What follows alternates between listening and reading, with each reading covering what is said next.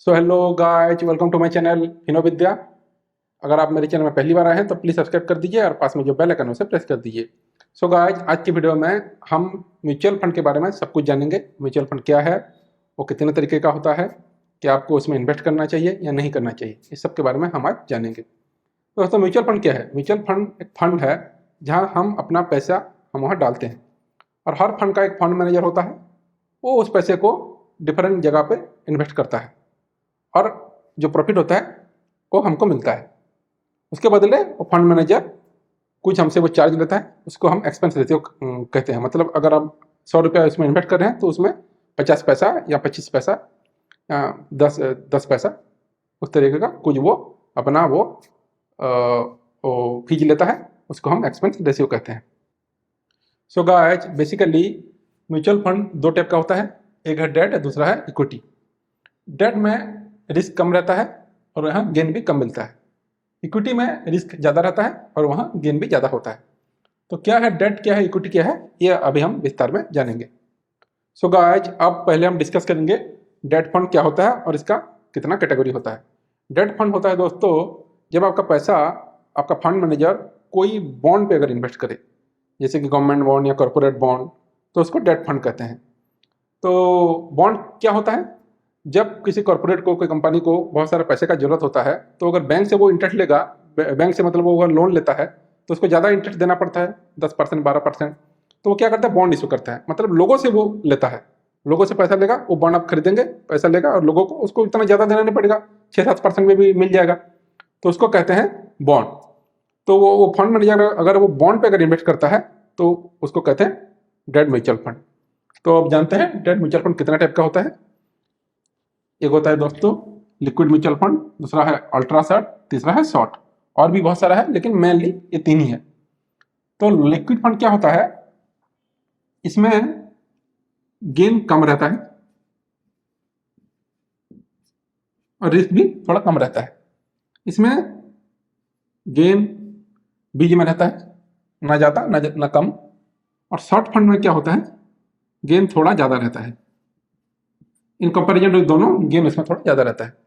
तो अगर आपको एक मंथ के अंदर अगर पैसा रखना है, मान लीजिए अभी आपके पास कोई 50-60 हज़ार रुपया है, उसको बस आप एक मंथ के अंदर ही कुछ 2-3 दिन या 10 दिन 15 दिन अगर रखना चाह रहे हैं तो लिक्विड फंड में रखिए। अगर आपको 1 महीने से 3 महीने के अंदर रखना है तो आप अल्ट्रा शॉर्ट फंड में रखिए। और अगर आपको 3 महीने से ज़्यादा रखना है तो आप शॉर्ट फंड में रख सकते हैं। सो गाइस, मैं अपना म्यूचुअल फंड का इन्वेस्टमेंट ग्रो ऐप पे करता हूँ। तो इस ऐप पे अगर आप भी अपना म्यूचुअल फंड का इन्वेस्टमेंट करना चाह रहे हैं तो डिस्क्रिप्शन में मैं इसका लिंक दे दिया हूँ, आप वहाँ जाके वो ऐप को डाउनलोड करके वहाँ आप इन्वेस्ट कर सकते हैं। सो गाइस, अभी हम देखेंगे ये तीनों फंड का, लिक्विड, अल्ट्रा शॉर्ट, शॉर्ट, जो तीनों फंड है, इसका एक एक हम एग्जाम्पल देखेंगे।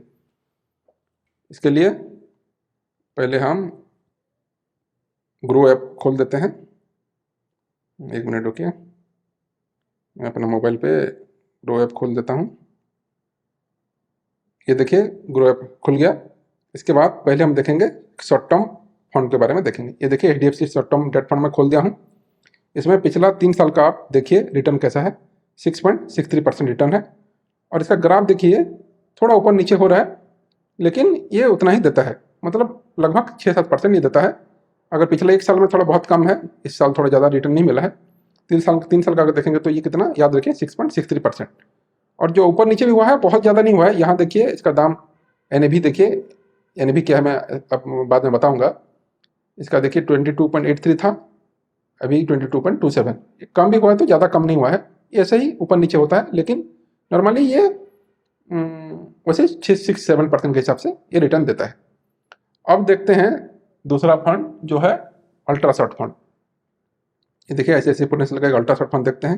ये 3 साल में देखिए 5.6% रिटर्न दिया है। ये देखिए उससे कम है, वो 6 पॉइंट समथिंग था, ये 5 पॉइंट है। और इसमें देखिए वोलेटिलिटी ज़्यादा नहीं है, ये मतलब कॉन्स्टेंट ही रिटर्न ही दिया है। इसके बाद लिक्विड फंड हम देखेंगे।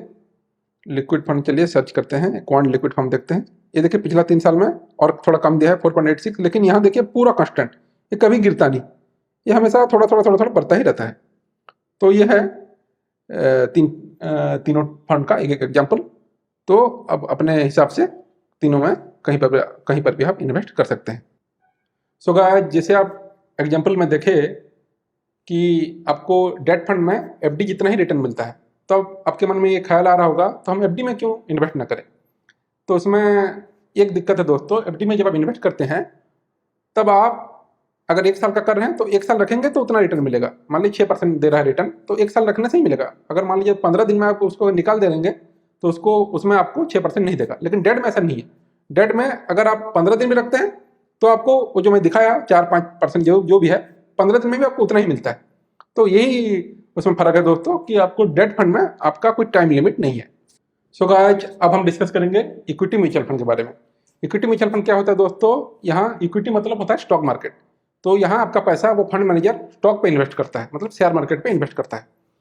तो वो तो आपके अब अभी आपके मन में आ रहा होगा कि आप स्टॉक मार्केट में डायरेक्ट क्यों इन्वेस्ट ना करें।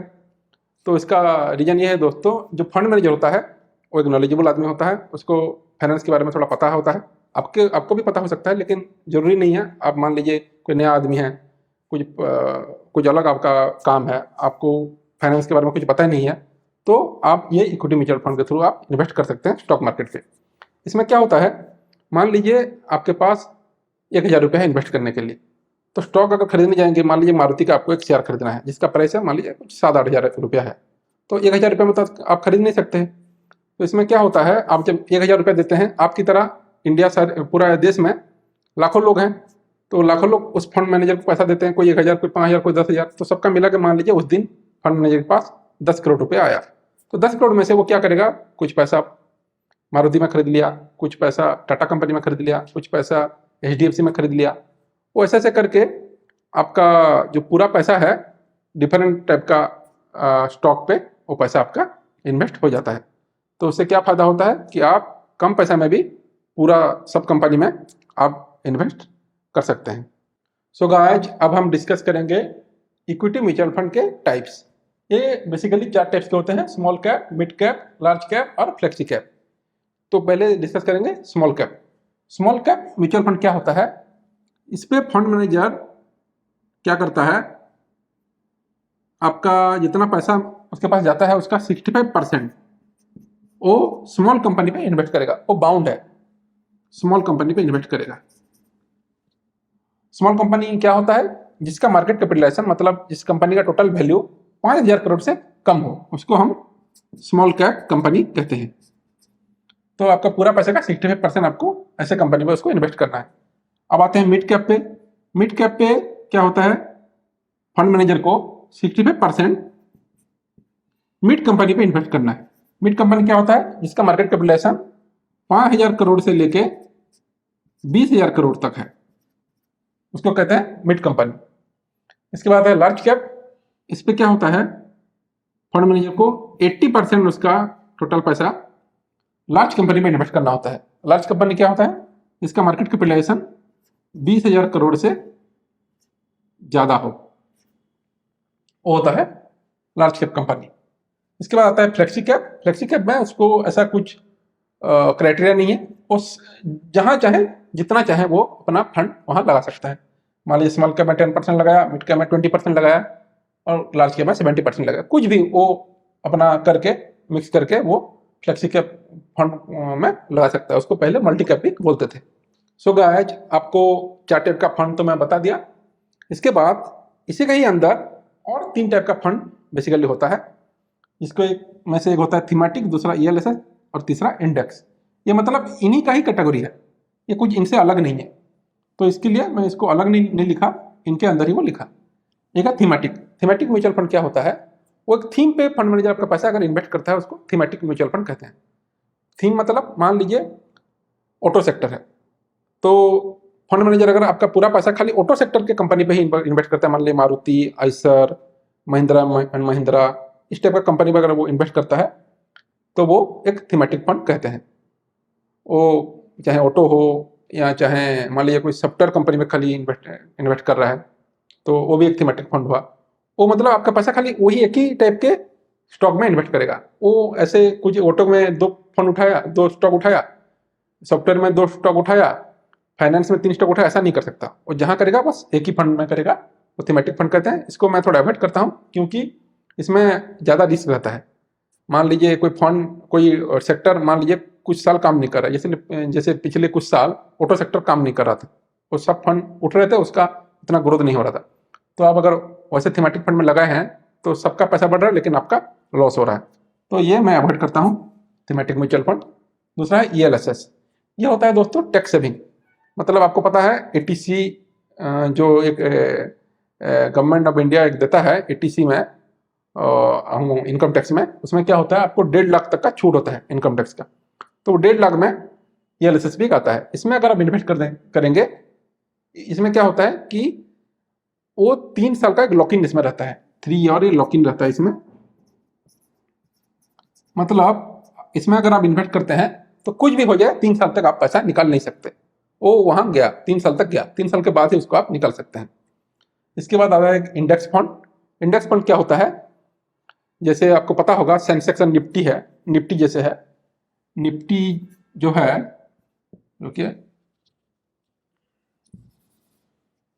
निफ्टी जो है इसको निफ्टी 50 भी बोलते हैं। मतलब यहाँ टॉप 50 कंपनी का इसमें स्टॉक रहता है। तो अगर आप निफ्टी इंडेक्स फंड में आप लगाते हैं तो फंड मैनेजर आपके पैसा उन निफ्टी में जो कंपनी है वही कंपनी पे और उतना रेशियो पे ही इन्वेस्ट करेगा। मतलब आप अगर 1000 रुपया डालते हैं तो निफ्टी में मान लीजिए रिलायंस का 10% का शेयर है, तो आपका 1000 में से 100 रुपया वो उसको रिलायंस में ही खरीदना होगा। तो ये हो गया इंडेक्स फंड। इंडेक्स फंड में मतलब आपका जैसे आपका आप जो देखते हैं सेंसेक्स और निफ्टी जैसे बढ़ता है उस टाइप का आपका फंड का रिटर्न भी उस टाइप का ही होगा। सो गाइस, अभी हम इक्विटी म्यूचुअल फंड का एक एग्जांपल देखेंगे और देखते हैं उसका कैसे ग्रोथ हुआ पिछला कुछ सालों में। तो चलिए फिर हम अपना ग्रो का ऐप ओपन कर देते हैं।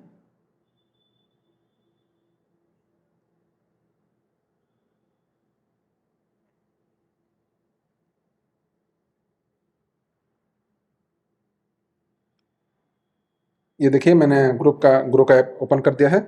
इसमें एक पारंपरिक फ्लेक्सी कैप फंड है, ये देखिए, इसका हम डिस्कस करेंगे। ये देखिए पिछला 3 साल में ये 24% रिटर्न दिया था। वो आपको याद होगा डेट फंड 6-7% देता था, इसका कितना है 3 साल में 24%। पिछले 1 साल में देखेंगे तो ये माइनस भी है। इसका ऐसे होता है, ये ज़्यादा रिस्क होता है इक्विटी म्यूचुअल फंड। देखिए 1 साल में इसका माइनस हो गया, 3 साल में देखेंगे तो 24%, 5 साल में देखेंगे तो 17%, और ओवरऑल वो लगभग 10 साल का देखते हैं कहाँ, ये 2013 में, मतलब 9 साल में ये 18% एनुअली दिया है। तो इसमें ज़्यादा ही हो रहा है, उससे डेट फंड से कहीं ज़्यादा ही हो रहा है, लेकिन इसका फिक्स नहीं है। ये देखिए कैसे ऊपर नीचे होता है। यहाँ देखिए फरवरी 2020 में 29 रुपया था, और ये मार्च 2020 में 21 रुपीज़ हो गया, मतलब लगभग 30% का ही डाउन हो गया। तो इसका ऐसे ही है, ये बहुत नीचे बहुत वोलेटाइल होता है, ऊपर नीचे बहुत होता है, लेकिन इसमें रिटर्न भी ज़्यादा ही मिलता है। सो गाइस, ये जो म्यूचुअल फंड पे आप इन्वेस्ट करते हैं, ये कैसे आप इन्वेस्ट कर सकते हैं। आप ग्रो में तो जाके कर सकते हैं, लेकिन जब इन्वेस्ट करेंगे ये 2 टाइप का आप कर सकते हैं। एक है SIP मतलब सिस्टमेटिक इन्वेस्टमेंट प्लान, एक है वन टाइम। इसको अगर आप FD करते हैं तो एक होता है RD, आपको पता होगा, रिकरिंग डिपॉजिट, वो उस टाइप का है। और ये वन टाइम हुआ जैसे आप FD करते हैं फिक्स डिपॉजिट, ये इस टाइप का है। SIP में क्या होता है, आप जैसे RD में कोई एक दिन पे आप उतना पैसा जमा करते हैं, वैसा SIP में भी वैसे ही होता है। एक फिक्स डेट आप देंगे, उस दिन पे ऑटोमेटिक आपका अकाउंट में वो पैसा कट जाएगा और आपका वो इन्वेस्ट हो जाएगा वन टाइम पे। लेकिन क्या होता है, वो फिक्स डिपॉजिट की तरह होता है। मतलब आप कभी मन हुआ कुछ बड़ा अमाउंट, कुछ भी, अगर छोटा बड़ा कुछ भी अगर आपको इन्वेस्ट करना है तो उस दिन पे जाकर आप इन्वेस्ट कर सकते हैं। तो दोनों टाइप का है, आपके हिसाब अपने हिसाब से करिए। SIP में लेकिन एक क्या फ़ायदा होता है, इसमें आप मान लीजिए आपका पास पैसा जो आता है, मान लीजिए वो खर्च कर देते हैं या आप भूल जाते हैं इन्वेस्ट करना, तो SIP आपके लिए अच्छा है। सैलरी आया, अगर मान लीजिए आपका 1 तारीख सैलरी आता है, आप 2 तारीख को अगर SIP का डेट कर दिए हैं तो 2 तारीख ऑटोमेटिक कट जाएगा, आपको याद भी करना नहीं है। लेकिन वन टाइम में क्या है, मान लीजिए शेयर मार्केट बहुत डाउन हो गया है, म्यूचुअल फंड सब डाउन हो गया है, तो उस टाइम के आपको अगर अपॉर्चुनिटी दिख रहा है, कम पैसा में सब मिल रहा है, तो आप वन टाइम बड़ा अमाउंट भी डाल सकते हैं। तो ये आपके ऊपर है किसमें आप इन्वेस्ट कर, आप किसमें आपको अच्छा लगे। SIP में भी कर सकते हैं, वन टाइम में भी कर सकते हैं। सो गाइस, आपको तो म्यूचुअल फंड का बारे में आई होप बहुत सारा नॉलेज अभी हो गया होगा। अभी हम डिस्कस करते हैं कैसे आप पैसा इन्वेस्ट करें और कैसे, मतलब वो ऊपर नीचे जो होता है वो प्रोसेस क्या है, किस प्रोसेस में वो होता है, ये अभी हम डिस्कस करेंगे। तो उसमें म्यूचुअल फंड में दो टर्म आपको जानना बहुत जरूरी है। एक होता है एनएवी, दूसरा होता है यूनिट। एनएवी मतलब होता है नेट एसेट वैल्यू, ये होता है नेट एसेट वैल्यू।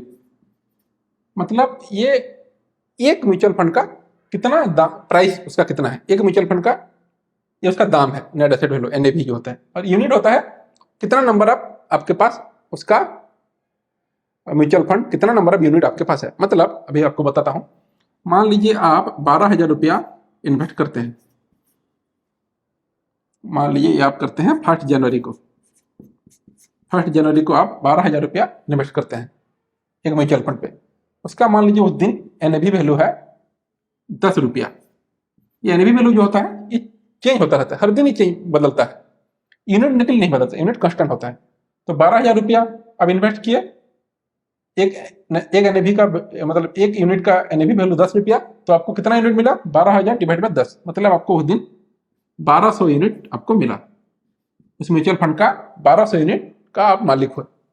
मान लीजिए फिर 1 फरवरी में अगले महीना आप फिर वही 12,000 रुपया इन्वेस्ट करते हैं। उस दिन ये एनएवी ये तो चेंज होता रहता है, ये मान लीजिए बढ़ के 12 रुपया हो गया है, तो आपको अब कितना यूनिट मिलेगा, 12,000 डिवाइड बाय 12 मतलब 1,000 यूनिट उस दिन मिलेगा।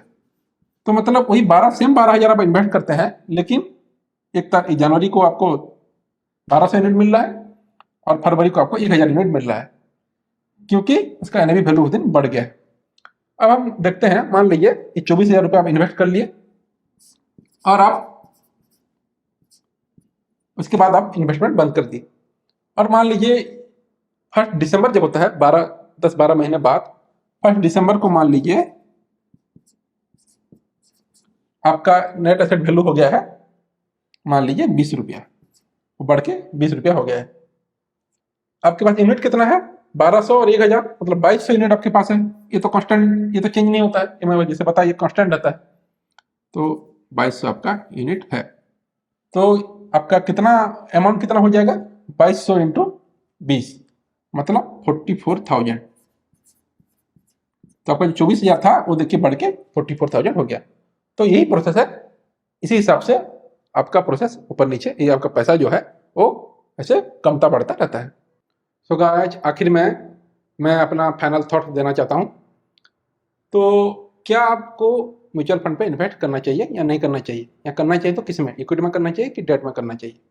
सो गाइस, इसका कोई ऐसे पर्टिकुलर कोई आंसर नहीं है, ये आपके हिसाब से है। जैसे आपको अगर इमरजेंसी मनी, मतलब आपको कुछ पैसा कुछ 1 साल में या 1 महीना में या 2 महीना में, कम टाइम के फ्रेम के अंदर कुछ चाहिए। मान लीजिए आपको कुछ गाड़ी खरीदना है 1 महीने के बाद, या आपको कुछ अपना शादी करना है, शादी में कुछ पैसा चाहिए। ऐसा फंड में, ऐसा पैसे को गलती से भी आप इक्विटी म्यूचुअल फंड में नहीं डालना है, उसको आप डेट फंड में डालिए या आप एफडी कर सकते हैं। दूसरा है एज। आपको मान लीजिए आपका एज है 70 साल, तो आपको जो पैसा है आपको कभी भी जरूरत हो सकता है। आपका मतलब अब ज़्यादा दिन आपको पैसा आप इन्वेस्ट नहीं कर सकते, तो उस केस में आप कभी भी इक्विटी फंड में मत डालिए। और डालना है तो कम परसेंट, आपका जो टोटल जो आपका पैसा है उसका कम परसेंट, 5%, 10%, 20%, ऐसा कम परसेंट आप इक्विटी म्यूचुअल फंड में आप डाल सकते हैं। नहीं तो आप डेट फंड में डालिए या आप फिक्स डिपॉजिट भी कर सकते हैं। इसके बाद आता है, अगर आप इन्वेस्ट करके अगर भूल जाते हैं तभी आपके लिए इक्विटी म्यूचुअल फंड सही है। मतलब आप इन्वेस्ट कर लिए कुछ 1 लाख 2 लाख या 10,000 कुछ भी, और भूल गए। अब हर दिन आप वहाँ अगर देखने लगेंगे, जैसे मैं आपको वहाँ दिखाया इक्विटी म्यूचुअल फंड में एग्जाम्पल पे जो दिखाया, वहाँ देख रहे थे आप, कभी वो 30% डाउन भी हो जाता है, कभी बढ़ जाता है, कभी और भी गिर जाता है, कभी 3-4-5 साल तक वो बढ़ता भी नहीं, कम बढ़ता है। और वो आप डेली देख देख के अगर आप परेशान हो रहे हैं तो ये इक्विटी म्यूचुअल फंड आपके लिए नहीं। इसको आपको इन्वेस्ट करके ये भूल जाना है। जैसे आप कोई ज़मीन खरीदते हैं तो क्या डेली अगर पता करते हैं क्या कि कितना बढ़ा प्लॉट का दाम, कितना घटा, ऐसा नहीं करते ना। ये आप एक बार इन्वेस्ट कर देते हैं वो, और वो बढ़ता रहता है, घटता रहता है, वो पड़ा रहता है। तो इक्विटी म्यूचुअल फंड भी उस टाइप का है, तो आपको ये भूल जाना है। इसके बाद है इक्विटी रिटर्न नो गारंटी। ये कोई गारंटी रिटर्न नहीं है। जैसे मैं आपको दिखाया 30% या 40%, वो इक्विटी म्यूचुअल फंड जो है उसको कुछ गारंटी नहीं है। मतलब अभी देश का अगर मान लीजिए ये ग्रोथ हुआ नहीं, कोई कंपनी का बढ़ा ही नहीं, देश का फ्यूचर के बारे में अगर आप सर्टेन नहीं है, मान लीजिए देश को बहुत सारा खतरा हुआ फ्यूचर में और सब कंपनी डूब गया, सब कुछ बर्बाद हो गया, तब आपको इतना रिटर्न नहीं मिलेगा। तो अगर आपको इस देश के फ्यूचर में अगर भरोसा है, तभी आप इक्विटी म्यूचुअल फंड पे आप डालिए। अगर आपको डर है तो आप यहाँ इन्वेस्ट मत करिए। इसके बाद है मेंटल टेंशन। अगर आपको टेंशन होता है, हर दिन ऊपर नीचे प्राइस अगर फ्लक्चुएट करता है, तो अगर आपको टेंशन होता है तो आप इक्विटी म्यूचुअल फंड में कभी मत डालिए। आप बेटर है कि लिक्विड फंड में डालिए, वो हर दिन वो बढ़ता ही रहता है। इसके बाद आता है, ये बहुत इंपॉर्टेंट पॉइंट है, डोंट टेक लोन। अगर आपका मान लीजिए म्यूचुअल फंड बहुत ग्रोथ कर रहा है, आप खुश होके कहीं से कुछ उधार लाके आप इन्वेस्ट करते हैं, और मान लीजिए उसके बाद उसका जो ग्रोथ है वो गिर गया और मान लीजिए नेगेटिव हो गया, तो उसमें आप बुरी तरह फंस जाएंगे। तो कभी भी लोन लेके नहीं करना है। जितना भी आपको भरोसा हो, अपने पैसे से इन्वेस्ट करना है। किसी से लोन लेके इसमें आप इक्विटी म्यूचुअल फंड पे इन्वेस्ट नहीं कर सकते। तो गाइस यही है म्यूचुअल फंड के बारे में। आई होप आपको सब कुछ नॉलेज मिल गया होगा। अगर वीडियो आपको अच्छा लगा है तो प्लीज़ लाइक कर दीजिए, मेरे चैनल को सब्सक्राइब कर दीजिए और पास में जो बेल आइकन है उसे प्रेस कर दीजिए। Thank you.